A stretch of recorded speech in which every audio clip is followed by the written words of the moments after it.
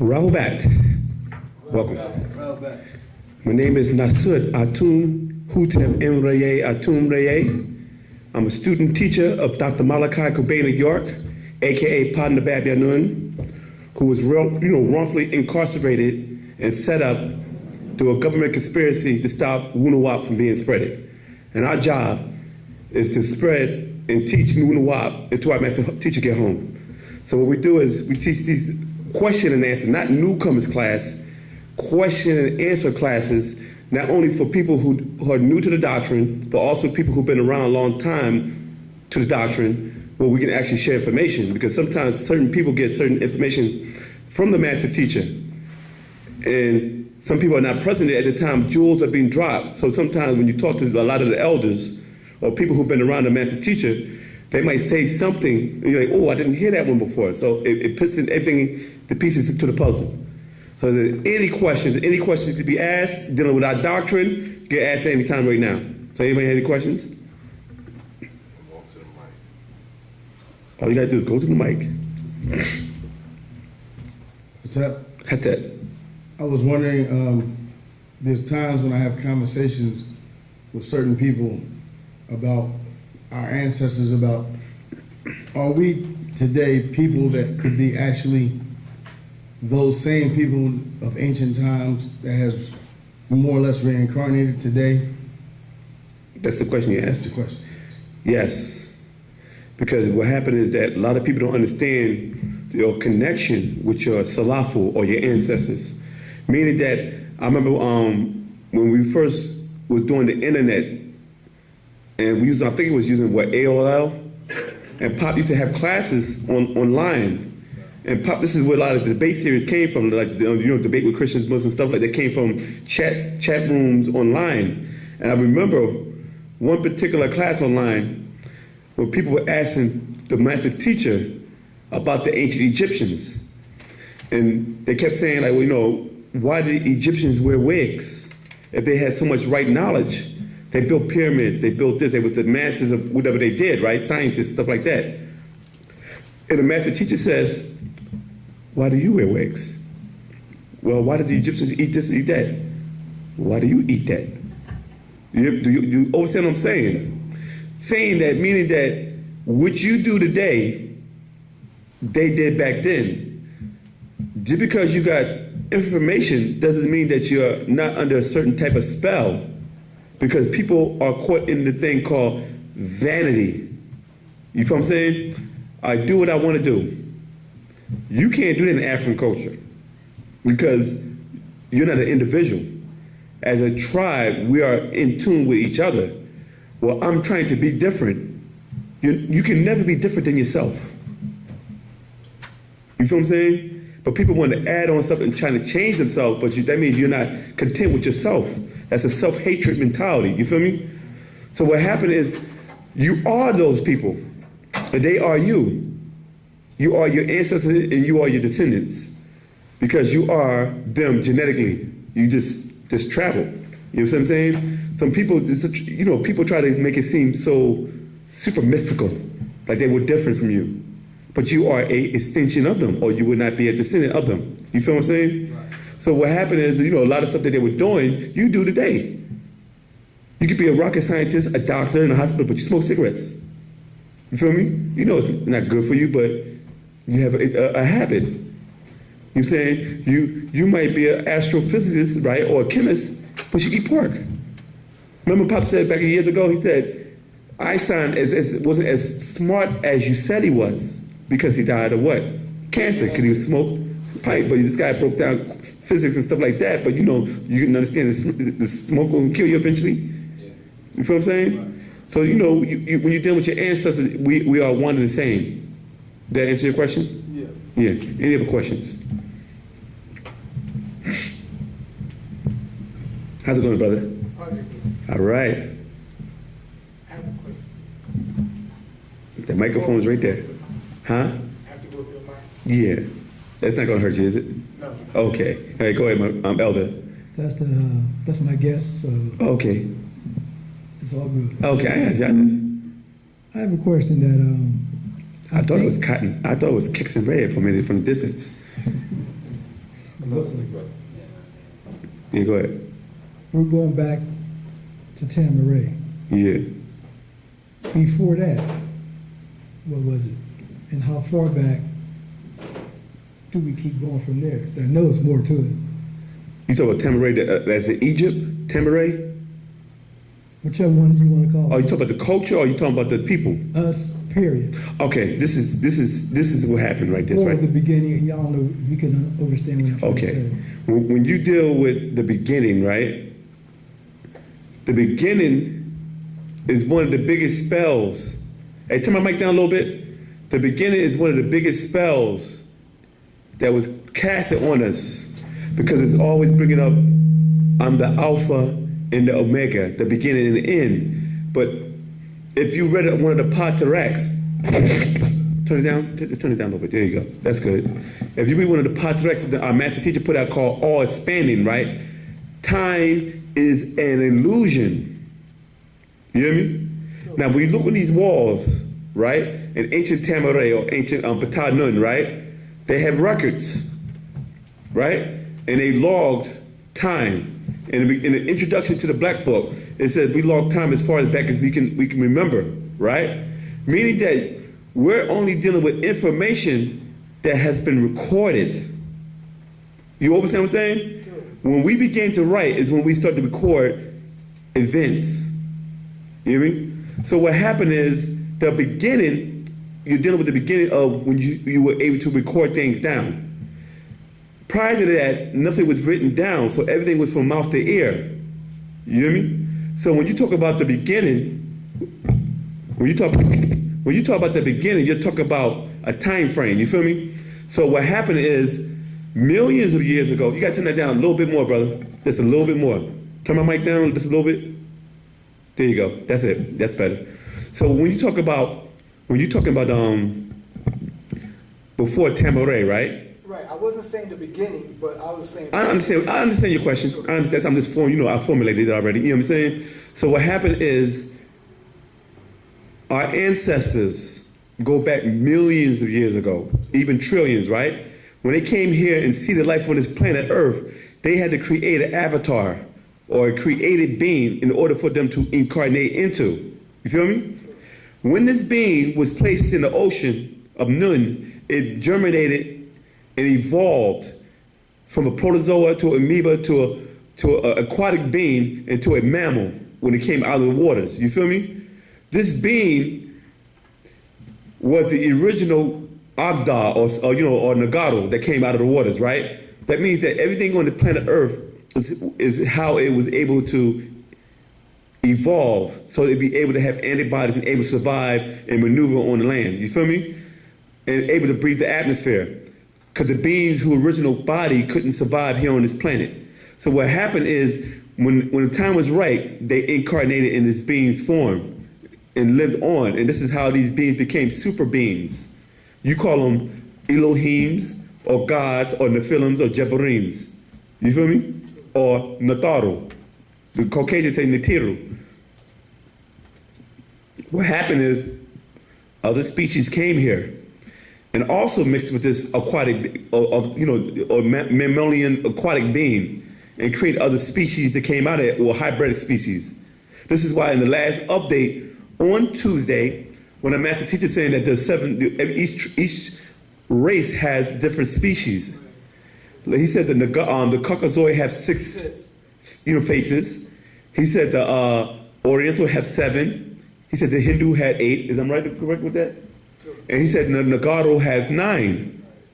But if you notice that, the pattern is that we know the Caucasian vibrates on 5 and 6. We know that the Oriental vibrates on 7 ether. We know that the Hindu vibrates on 8 ether and the Nubians on 9 ether. So it coincides. You feel me?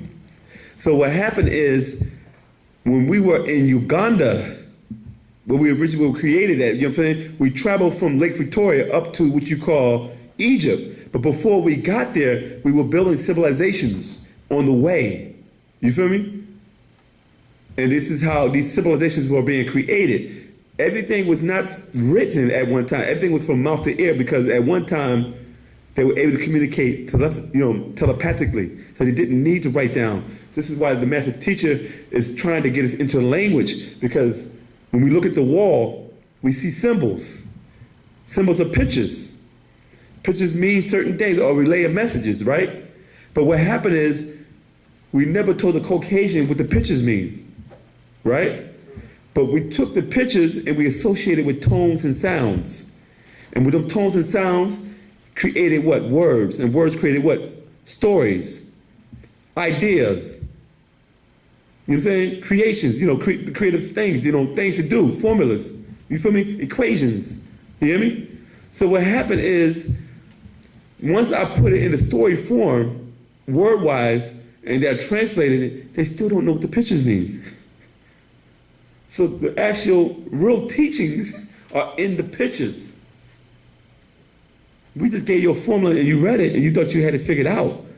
But when you get the science of the pictures, where we're getting right now through our secret and sacred orders of the Wu-nuwaup Egyptian Masonic order, the OES, the order of the Eastern Stars, and the mystic order of the shrine that the master teacher had created for Nuwaupians, we're getting these higher teachings, or would you say the other 6 degrees?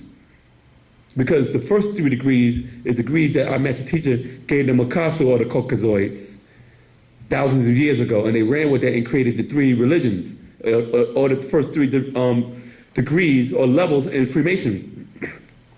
So every time that we moved up the Nile, we created a new kingdom. This is why they said the great kingdom of Kush. But when you look at the maps, you think Ethiopia is Kush, and it's not. Majority of Kush was all the way from down to Uganda, Somalia, Djibouti, Eritrea, Ethiopia, Sudan, and mostly Egypt, Chad, Libya, and what's the other place? Kenya was mostly the kingdom of Kush. You know what I'm saying? But what happened is when you had evil invaders who come into your land and claim certain regions, what they do is now they create more up-to-date maps, and then this kingdom becomes territories. And then becomes smaller and smaller. And then now you realize you don't even see Nubia no more. Nubia is actually almost non-existent, but it's still there, but they don't show it on the map no more. At one time, you actually would see Nubia on the map. At one time, Sudan or Africa and the different places were called different names. Like Nigeria was called Negro Land at one time.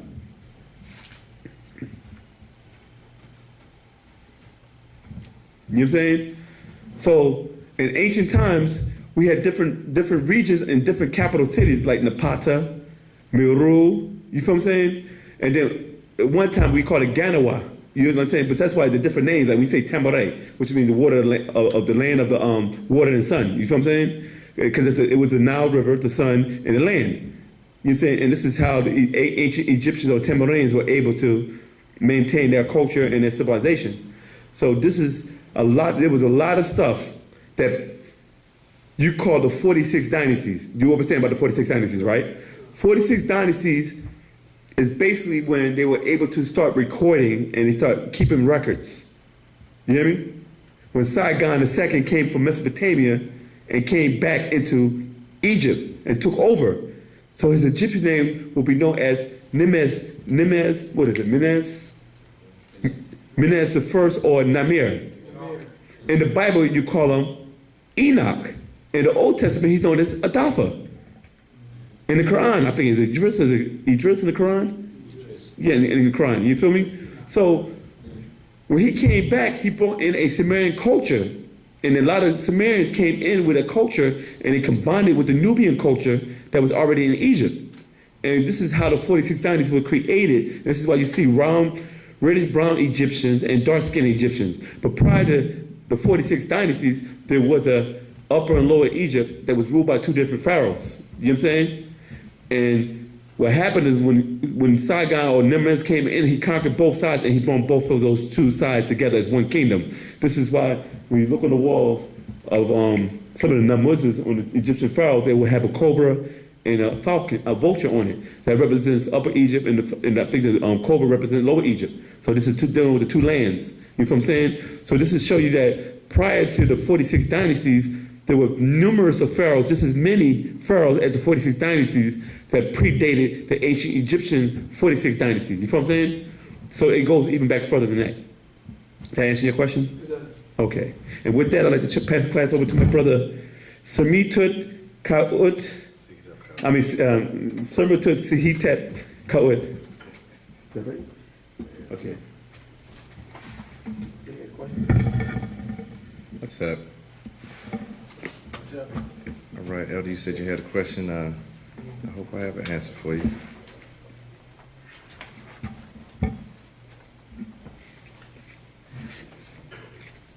Greetings, Greetings. positive vibration. Definitely. My question is concerning, should I ask two questions? Oh, yeah. My question is concerning the tuning in South Carolina. Great. 18, 19, and 20. Okay. I'm listening. I'd like to inform or to file my presence or intentions to be at the gathering. I'd like to know how I go about doing that. And the next question is, in the nation, hope I'm pronouncing properly, Wu-nuwaupu. The United North African Nation. Yes. What is the process for entering into that nation? You just walked in. You just walked in just now. Here we are. Okay. So here we are. Is there a formal process? We do have tribal ledgers, yes. In other nations, how you enter, like in America, you enter through the immigration and so on and so forth. Okay. And I'd like to understand the process of that Okay. and how, what does it entail and what does it require of the individual that have those type of desires. Good to go. Okay? All right. To address the first question. Yeah, you can sit down. As long as you can hear me, I guess we're good to go. Unless you end up having another question based on, our dialogue. We should probably put a chair out here for you, too, so no, seriously. That's fine. Exercise, Good to go. All right, addressing the first question. First off, I'm very, very happy to hear you mentioning our tone ceremony that we're going to be having on October 18th through the 20th. That's 14 days from right now. In order to come to the event, you really only need to be able to have a vehicle and a way to get there, really. Is the brother Abhinu Sechemu going to be traveling with you, or is that how that's going to go? Or? We haven't really determined all that yet. Okay. That's the reason why I had kind of invited him to come, so I could make sure Right.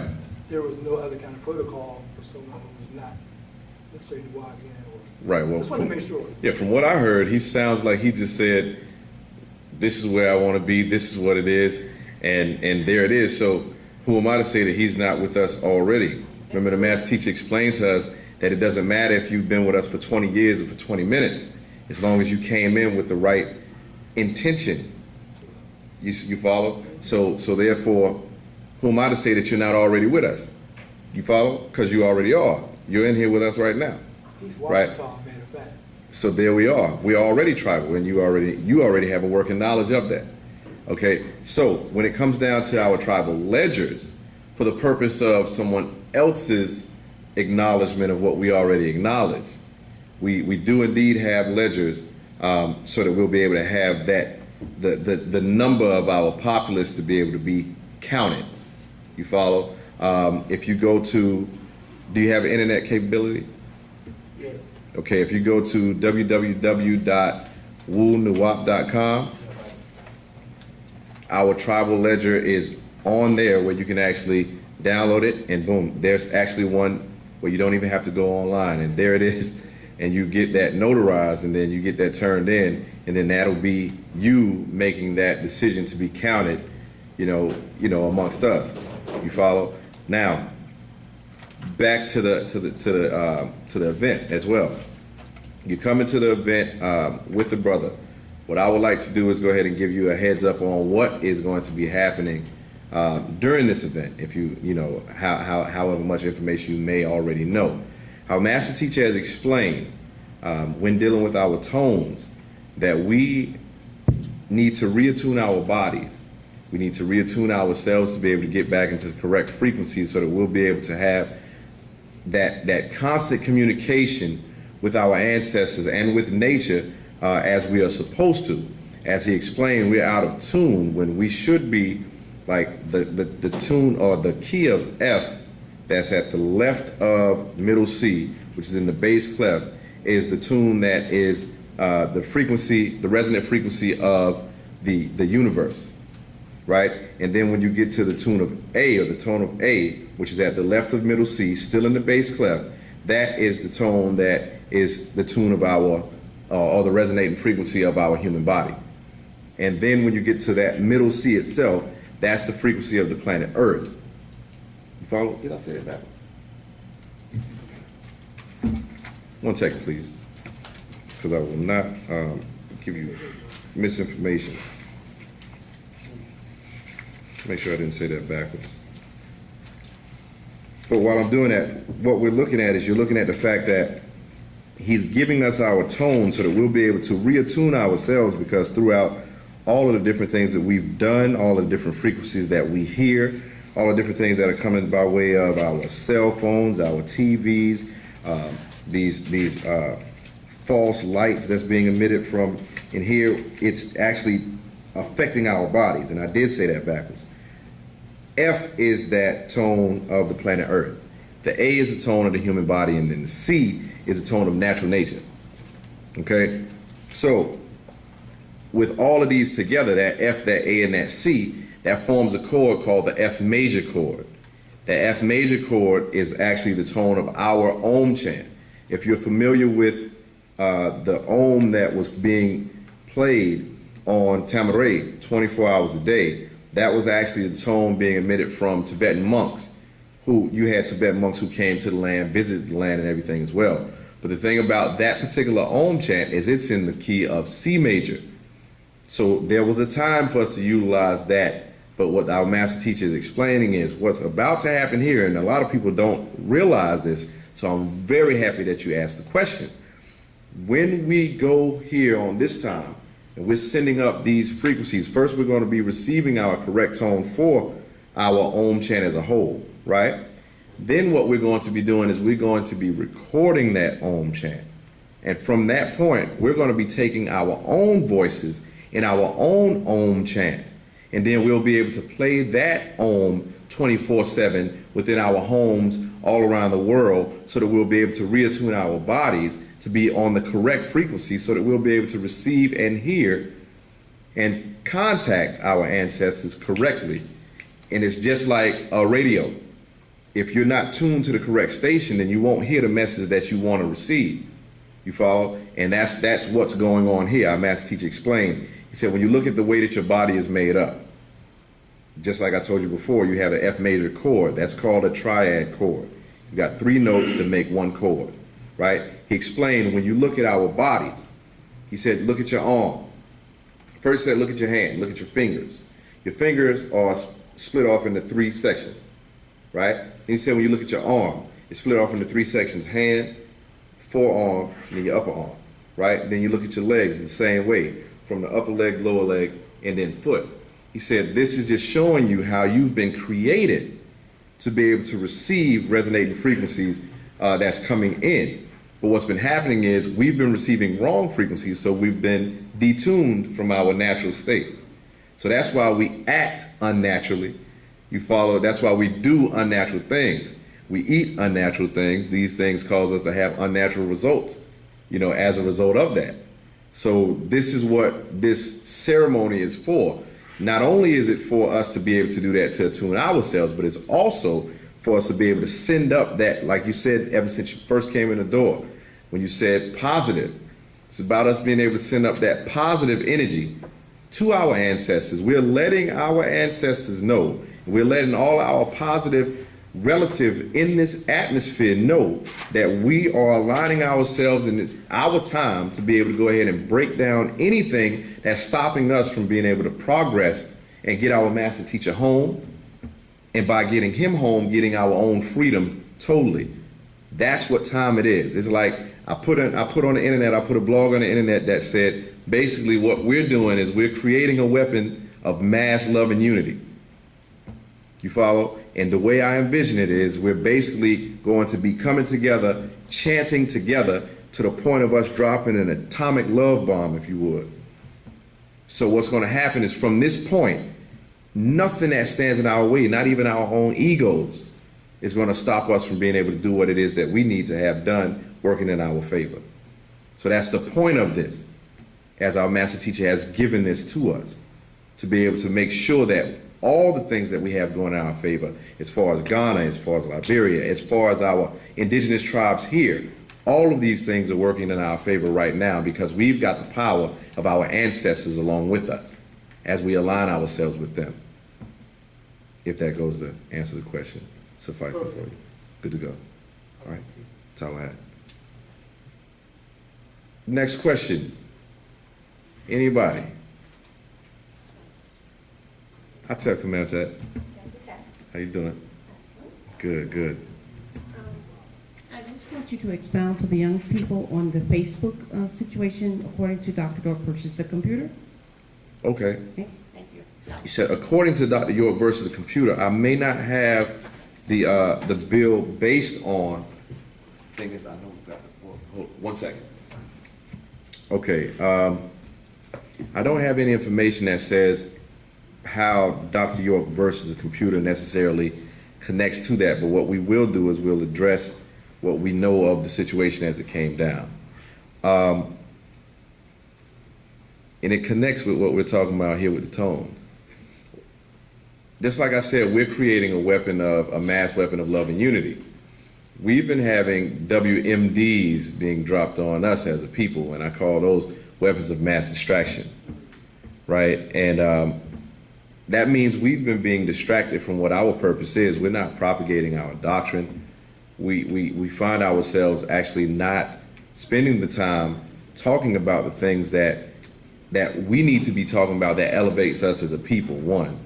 So we've seen how a lot of times we have brothers and sisters who will literally fight each other and things of that nature on the internet because, as Patarak explained to us, we've been abused. We've been abused to the point of not knowing who to trust. And what happens is, as a tribe, as a family, many of us end up being in a position to where we don't know who to trust because we've been hurt so much. So this is those lower forces playing in on our emotions again when we go to emotional energy and feeding the forces. Our emotions have us in a place of distrust because we've been hurt. You follow? And we can understand that we have indeed been hurt. What our master teacher did say about Facebook was that word had gotten out that there were some young people that were actually fighting with each other on Facebook here. You follow? And what that does is that puts us in a position to where here we are putting family business out. So, and this is not me saying something like I'm speaking on behalf of the master, or at this point, I'm speaking as a Nuwaupian, looking at what I've seen Nuwaupians do on Facebook. You follow? We get ourselves in a position where we're distracted when we could actually see each other in the building and talk to each other. But we've gotten so we've gotten so dependent on the technology in and of itself. You follow? Like the master teacher said about the web, right? When he talked about like the dollar, when he says you see the spider in the top corner of the dollar bill, you've got a web. And then when you see the internet, it's a worldwide web. It's a web. So what happens is you can get caught up in it. And a lot of us have been getting caught up in it. We've been being distracted by it. And instead of us using the web, that's why he said, if you have a business, you should be on there with a business, right? Because that's you being able to use the web to benefit us. Otherwise, you're being used by the web. You follow? And that's one of the things that I observe happening. I'm not in a position where I'll say, you know, this is what he said or whatever on that. All I know is that when the message came down, that was what was given. It was saying that we, as Nuwaupians, we would be on there with the purpose of business. You follow? Rather than airing our, you know, our personal business. You follow? So that's all I have pertaining to that. All right. Next question. Anybody? How's that good brother in the back? It's good to see you. All right, hot tap, hot tap. Hey, everything is everything. You know, you're right here. Right? 14 days until that tone ceremony. So, you know, we gearing up for that. Definitely gearing up for that. I have a question. Come on.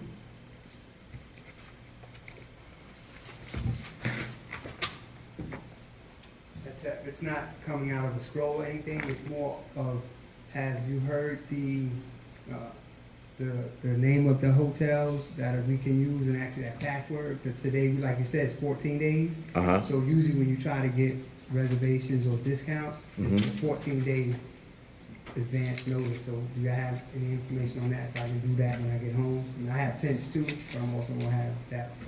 Okay. If it's for public dissemination. Have you received? You didn't get the email? No, last time I was here, I gave the sister who was up reading the thing, I gave her my email address, and I went to the website as well and filled that out, but I haven't got a response. I checked every day. I just checked just now. Okay. I can get it from you afterwards. Okay. I mean, because you could give me your email address before you leave. Yeah. And then, because I got the email, and I can forward it to you. Absolutely. All right. Good to go. All right. And just so that everybody can understand too, especially, you know, the people on the internet, I've heard a lot of different things, and I'm glad we had the opportunity to be able to speak on this while we're talking about the tone ceremony. Today is what? Today is the 4th, October 4th. Okay, so just for the record, it's October 4th when I said this. The event is going to be October 18th through the 20th. We're hearing, or I'm hearing, that you have people who are getting, they're not necessarily clear as to what's happening as far as our tones and things of that nature. As our master teacher has been, he's given our master tuning for you know, the affirmation to give us the tone so that we'll be able to correctly do our Om together and also correctly chant each of our chants, which is in the key of A. Whenever we're doing our chants alone, it's an A, and when we're together, it's also an A.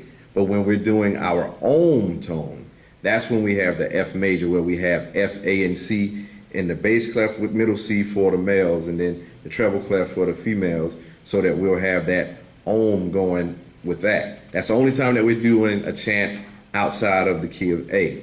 You follow? Now, I've heard it said that people were thinking, they got a misconception that they say, okay, I already got my tone, so I don't have to come to the event. So I want to make sure I address that or whatever. No, we're getting our tones to be able to use them when we chant. And our master teacher told us to utilize the instrument called a harmonium, which is not electric, but it's a wind instrument with keys, so that we'll be able to use that to attune ourselves to get familiar with that tone. Most of us talking about having our tone, and then we go home, we don't have a tuning fork, we don't have a harmonium, we don't have any of that. So it's like, if we were to say, okay, I already got my tone, so I don't have to go there, that would be us actually operating in ignorance if we were to do that. Because the point of you even getting familiar with it is for you to be able to use it.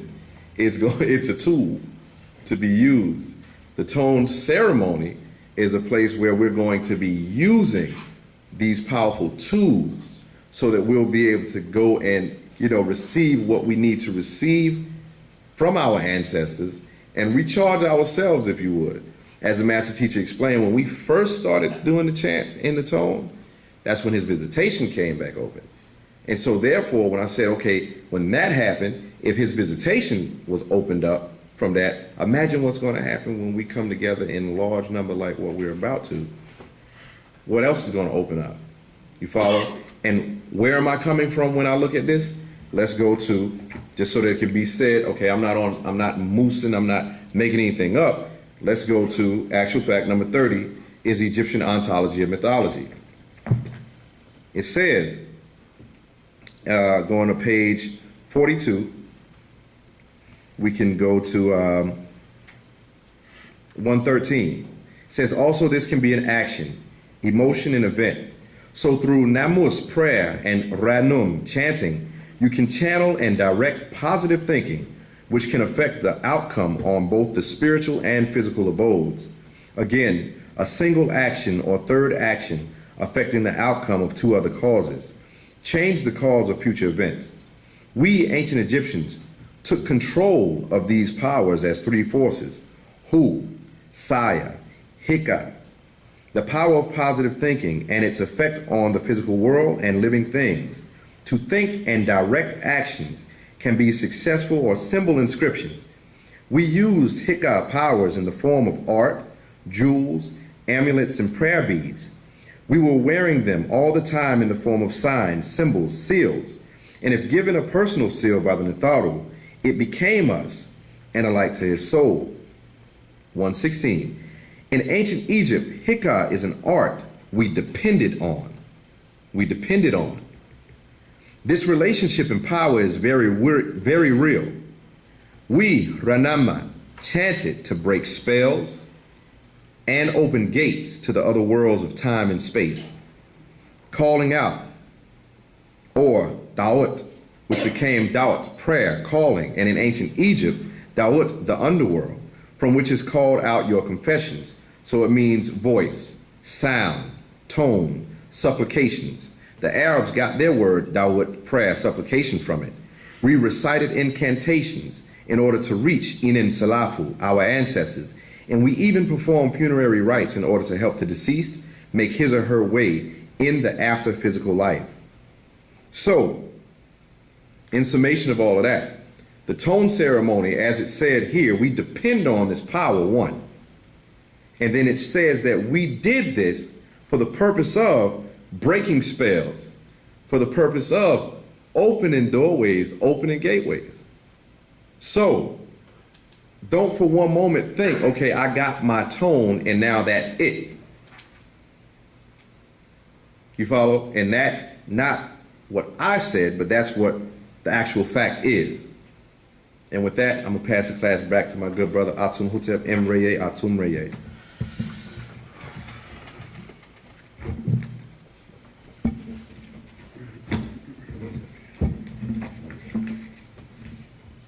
Any other questions?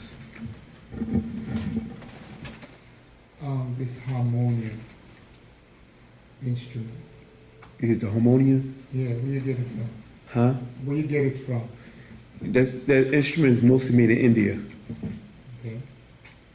So, is there any here in America? You could buy it here in America, though. Where would you go? Huh? Where would you go? You have to look online. Because we had to order How do you two. spell the name of it? What do you write it down in both of them? You can, I mean, we have three of them. So we got two, I think we got two from India and we got one from here. You have it here now? Yeah. Am I able to look at it? I don't know if we have it in the building. Do we have it in the building? Oh, no. We have the brother Shashank, who's the one who's actually our musician who's actually playing. Yeah, on Thursday nights, he had it here. Okay. But, you know, you can actually go online and type in the word harmonium and they actually show you a picture of it. Do you play keyboard? I'm a musician, artist. What instrument do you play? The guitar, Oh, okay. Should be hard for you to play because you know chords, you know music. yes. Yeah. Okay. All right. The sister, she said something about the yeah, you come to chants on. We have chants on Thursdays from 9 o'clock. Most of the time, you know, we do a chant, but sometimes they bring the harmonium here, and then when Shashank is here, you know, which is a musician, chant with the elders. He's the one that plays the harmonium while we chanting. Because the master teacher said that harmonium actually tunes us in better than electric keyboard and stuff like that. Because it's a natural sound. It's a wind instrument. And you know about it says, but being a musician, you know, wind instruments are actually more better than electronic instruments. It's more in tune with nature and it's a natural sound. But it was something she was saying earlier about Facebook. I was trying to get your question because I wrote it down. You said something about what does Facebook have to do with the Dr. York book or something? I was wondering, would it expound more in Dr. York versus a computer about, you know, the web? He kind of answered it Yeah. in the web and how we get caught up in it. Yeah. And how we can utilize it, like you said, for business as opposed to against us. Yeah. But you gotta look at the name itself, Facebook. It's a book that shows your face, what you call a notebook or a MacBook. You know what I'm saying? The computer is that, you know, when this book was written in 1984, if I believe, it was called Imam Isa versus Computer. You know what I'm saying? Then it was revised and called Dr. York versus Computer. Because you got to remember that in this book back then, when the master teacher was talking about computers before the book pretty came out, it was a book called Leviathan 66, where the master teacher was talking about the HAL 3666. And we know that the HAL, the master teacher broke it down as HAL, HAL. And HAL, if you do some research, was from a movie called 2001 Space Odyssey, where the computer actually went berserk and was killing the crew members on the ship. Remember, the guy was walking in and he had a thing called a book pad in his hand. We call it an iPad. So that technology was already back then. Is it that it's been introduced now? But when you look at the word HAL, like the master teacher broke in the book, Leviathan 66, at the H, you got I. At the A, you got B. At the L, you got M. And that's the IBM, International Beast Machine. It's, you know, the master teacher broke down in Leviathan 66, the mark of the beast, the Antichrist. So, in our culture, when we deal with technology, we did the ancient Anunnaki or the Natharu deal with a machine called the MEC, M-E-C, which is where you get the word Macintosh or Mac from. This is why Bill Gates, Steve Jobs always seem to be at odds with each other, because there's two different types of technologies, but they was fighting over the dominancy of the computer world. You know what I'm saying? And if you notice that when Steve Jobs died from cancer, they made the Mac even more, what you call that? Computer friendly for the public. Everybody knows thing about Macintosh computers, they're not really for the public. These computers, the Macintosh is designed only for people who are engineers, technicians, scientists, stuff like that, because the Windows computer is not really made or suited for that type of, you know, use. That's why people, you know, when you say, well, I want to buy me a $1,500 Mac, I said, well, what would you like to buy it for? You know, get on the internet, stuff like that. It's not really made to be on the internet. If anybody knows anything about Macintosh computers, those computers are not made to be on the internet, even though you can get on the internet with a Macintosh.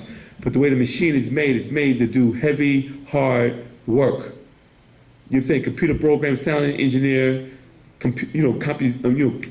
whatever you can say, you think of, you know, dealing with science. Movie Is that, companies. huh? Movie companies. Yeah, movie company, industrial light imaging, CGI, you know, computer graphic imaging, stuff like that, that you couldn't do with a PC, because a PC sometimes crashed a lot. And you use a lot of data and information on it. But when you deal with the Facebooks, start off as a little, you know, what you call that, friendly social media tool. But what happened is the person named Mark Zuckerberg, another Jew, you know what I'm saying? And you said Zuckerberg? Zuckerberg, you know, Berg. You know what I'm saying? He let the government take over a lot of stuff dealing with his with the Facebook, where now they actually tap in to where you at, what you do, how you live your life. If you know anything about Facebook, as it was talked about in this book right here, Pop talked about Big Brother. The all-seeing eye. See, every day, you know, back then when we was Ansar Law, New Islamic Hebrews, the eye to us was the evil eye, meaning that this is the big eye that watches everything you do. This is why Pop always showed you different symbols of HBO, CBS, and a symbol with the symbol of eye. I got my eye on you.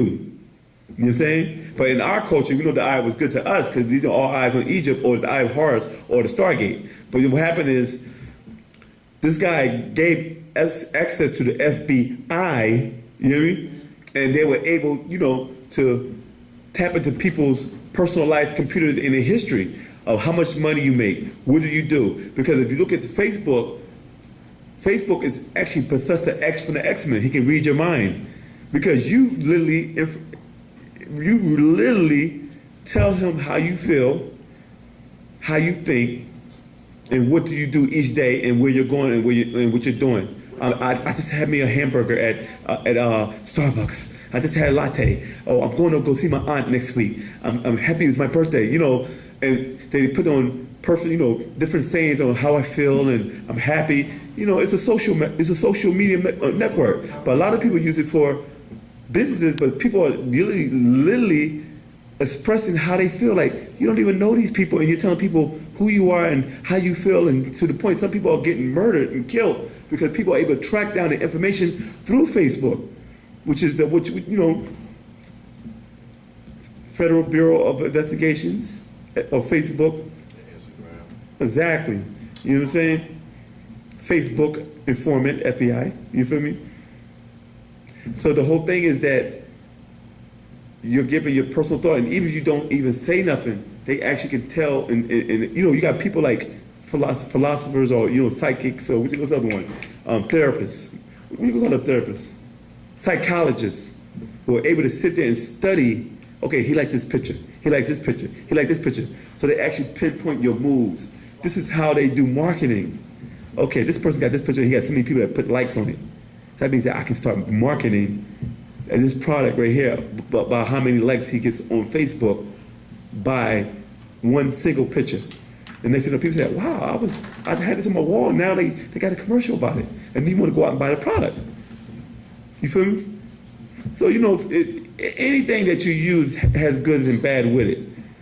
This is why our master teacher always say, well, if you're going to use something, make sure you get what you can get out of it that's good for it. Don't use it as negative. That's why Papa always takes something negative and he transforms it to something good. You know what I'm saying? Just like, for instance, people say, no, that's not true. I just did this. Papa took Christmas and turned it to Children's Day. He took Valentine's Day and changed it into what? Friendship Day. So every time, Halloween to what? Prophet and Angels Day. We know they were bad. We know the science behind it, the allegorical and the disagreeable stuff in it, but Pop took it, flipped it, and made it something positive. Oh, you're not going to be doing this. We're going to do it this way. You feel me? Any other questions? Are you ready for that tone ceremony? It's a very powerful ceremony.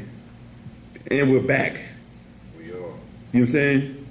Meaning that all the doubters, the deserters, the complainers, that our master teacher was down and out are going to have to eat crow.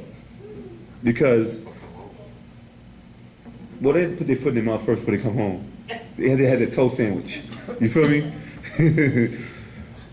and we still welcome you. You still can come back. Just realize that you made a mistake and you're welcome to come back. That's to everybody. You know what I'm saying? But it's a very powerful event. It's a very spiritual event. And what happened was there's so much power like that, we had to prepare ourselves for the negativity that come. But we had about almost 11 years of practice of how to deal with this.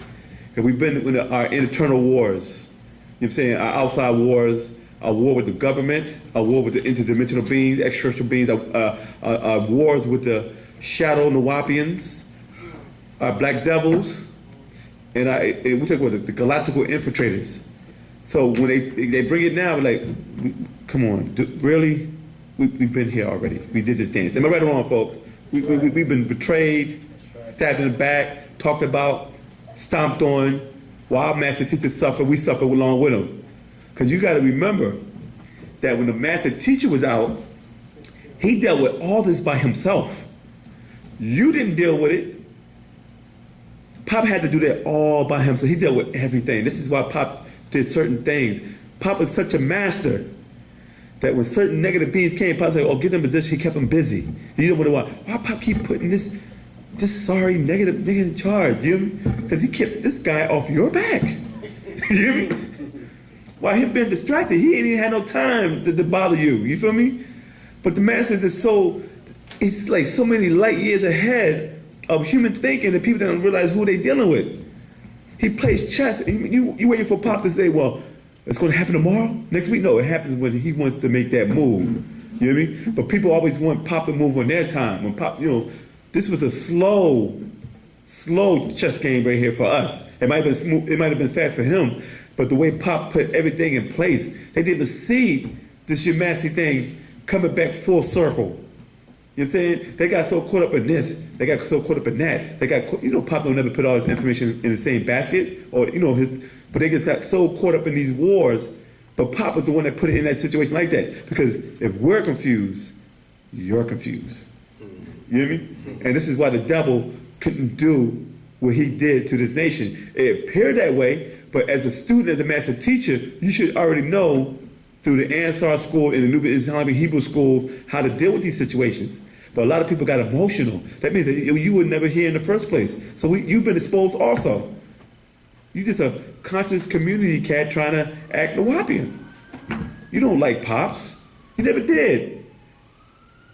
A lot of these people do not like the master teacher, but they want to be your friend. They don't like the master teacher because Pop put his money where his mouth is. He don't talk about Egypt. He created Egypt. He didn't talk about the tabernacle of the Most High. He created the tabernacle of the Most High. He didn't talk about the city of peace. He created the city of peace. Pop made 3 major cities in his lifetime. You have people who write lectures, who write books, who do seminars, right? And they talk about how great this is, right? But at the end of the day, 1, you don't teach the people language of what you're talking about. 2, you don't put the people in their natural dress garb of what you're talking about. And 3, you don't create a city for them to live it. Pop has done this. It's that you cannot put a black Caucasian in an African village because you still think like a Caucasian.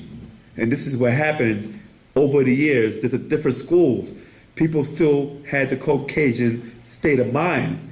The difference between a person who acts like a white man than a person who acts like a white man, what I mean is this.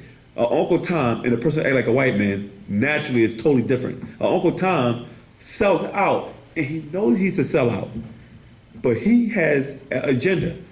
I'm gonna stay close to Whitey so I can get this, I can get that, I can get this. Yes, Mr. White Man, yes, you're right. Yeah, them niggas, you hear me? He knows what he's doing. So I understand his demented, twisted mind of what he's trying to accomplish, right? But I can't deal with the natural sellout who don't even realize they're a sellout. Who say, well, I'm not African, I'm American. And I think the white man, because we would have been in Africa. And yeah, it's about this and that. And you only live, what's that word? YOLA. That's a new slang on the street. You heard of that before? YOLA? YOLA. You only live once. They got shirts out now. Yeah. That's not us. That's a Caucasian. He only live once because after he dies, it's a wrap for him. You about to mess yourself up for your next lifetime. You hear me? By doing all this street stuff, you realize, Dad, I did live once. I could have made it now because Michael Jackson's probably regretting that right now. You know what I'm saying? Our master teacher said that Michael Jackson came to him asking for help. He said, I can't help you because you never helped nobody from your own race. So now he's trapped as a disembodied spirit in limbo. You know what I'm saying? And this is going to happen to a lot of our people for our race, our species. They so caught up in living life to the fullest instead of preparing themselves for the next lifetime. You feel me? So our master teacher was always steps ahead. You feel me? Any other questions? Yeah, go ahead. Who are the galactical infiltrators? The galactical infiltrators are beings who vibrate on different frequencies. You call them interdimensional beings, right? And their whole job is to take over this planet. You ever seen the movie called The Host or Invasion of the Body Snatchers? Yes. This is your intergalactical being, but they're not the extraterrestrial beings because the extraterrestrial beings are already here. They want to take over you and infiltrate and come into organizations and cause us problems. Why we gotta follow Doc? He ain't the only one got information. So won't you go follow Zacharias Ditchin? Go to his gravesite and ask him can open up a community for you. You know? Or go to Dr. Ben. Well, he's sick. You know, go to Clark. I mean, I got my gut against these guys, but they haven't created something for the people. Everybody talks a good game, and they talk about how great it is. Okay, that's great, but we need to come together. You're giving me information, sounds good, but we want to do more for our people. I just don't want to talk about Egypt. I want to live Egypt. Like he was saying earlier, what's to us and our ancestors? We are them. We can't be Africans in a foreign land. We got to create our own land so we can be able to do what we want to do according to our natural nature. You cannot be African in America working for them. You can put the dashiki on, you can speak the language, but at the end of the day, it's not time for you to go on your break. Oh no, you got to do some overtime. if we was living in our African state of mind, which the master teacher was doing, the first prototype of it was the Nubian Islamic Hebrew Ansar Allah community. We was up for and by each other. We had our own soaps, our own oils and incense, our own products. That was just a stepping stone, do for self. You don't need to work a job. I'm gonna show you how to make money. I'm a successful businessman. I'm also a shrewd businessman. He showed us how to become entrepreneurs. A lot of people who never made that type of money made lots of money because they would know how to become an entrepreneur. You know what I mean? But what happened is, me, myself, and I kicked in. Well, I gotta do this. You are helping to build a community for the future. Jews, Chinese, Japanese, and different other ethnic races around the world use that same principle. I will sacrifice my life financially so the next generation can have a better life, but they have to take what I sacrifice and make it bigger. Meaning that you can sell hot dogs all your life, and you're not only going to make but so much making your own hot dogs. You sit there all day, you cut the meat up, you run up, you put them in links, then you sell them. You make a couple months, you put your kids to school, you pay the rent, and that's as high as you're going to go, because that's the peak it's going to reach, right? Your whole thing is that if I can do this, he can go to school, learn economics, learn his business, then he can take this business right here and he can expand it. Have you heard this story before? Sure. All your big businesses like the Hilton Hotel, Heinz, Morton Kellogg's, you can keep naming all the different companies, Procter & Gamble, all these people were on street markets back in the 1800s selling their products. Louis Vuitton, Gucci, those guys were door-to-door salesmen when they first started out. Look what they had now. They got buildings and they did high fashion. But these guys started out selling regular stuff like you and me. I got this luggage for sale. Would you like to buy it? Probably only had one set. Sold that, we take the money of that and flip it. You know what I mean? We don't do that. They do that. And then you wonder why, I can't, I hate these guys won't hire me. Well, why should they hire you? You didn't help them build their empire. You just stay employed and you get this minimum wage. You want to get better pay, create your own market. You might not see the repercussions this lifetime, but your descendants will, and they will benefit from it. You know what I'm saying? Jews been doing this for years, passing their business down to their children keep expanding their empire. Then you wonder how the Jews took over the media campaign. Same thing with Rothschild with the banking. Every time you see these rich families, like the Vanderbilts, the Rockefellers, the Rothschilds, and so forth, these guys were low-level dudes, passing on their children, and the children took the empire to the next level. The master teacher was trying to teach us this. This is an African type of mentality. You build as a village. You had to make certain sacrifices for the tribe. You hear me? But they didn't want to do that. No, I want my stuff now. I want my paradise now.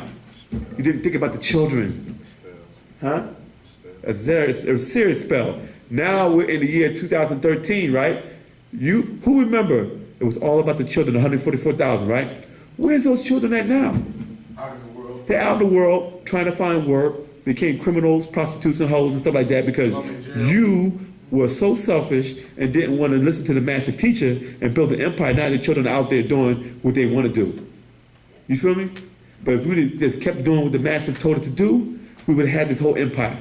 He built 3 lands for us, and the last one you really took it to heart and tried to destroy us. You never hear anything about no Ku Klux Klan going back trying to destroy their organization. I'm not a Klan no more, but you don't see them trying to steal them because they still have a certain attachment to them. They might say, I just don't want to deal with your extremism, but I still think black people are niggas.